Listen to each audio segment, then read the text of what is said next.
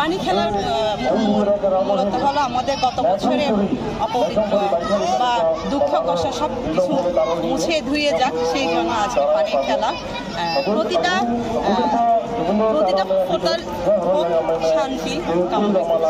সবার জন্য ধর্ম, মুসলিম, বাঙালি, হিন্দু সবার জন্য এটা হচ্ছে, কারণ নতুন বছর সবারই জন্য।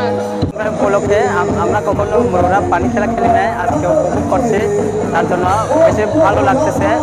আমরা ছেলে মেয়ে একসাথে খেলেছি সবাই, আর যাদের খেলা করতেছে তাদেরকে দেখেও আমরা খুব ভালো লাগছে। আবার দ্বিতীয় দিন মানে 15 তারিখ আমরা হচ্ছে আমাদের সাংস্কৃতিক অনুষ্ঠান হয়, যেখানে আমরা অনেক মজা করি, পানি খেলা হয়, অনুষ্ঠান হয়, গান হয়, নাচ হয়, কিন্তু আমরা অনেক মজা করছি।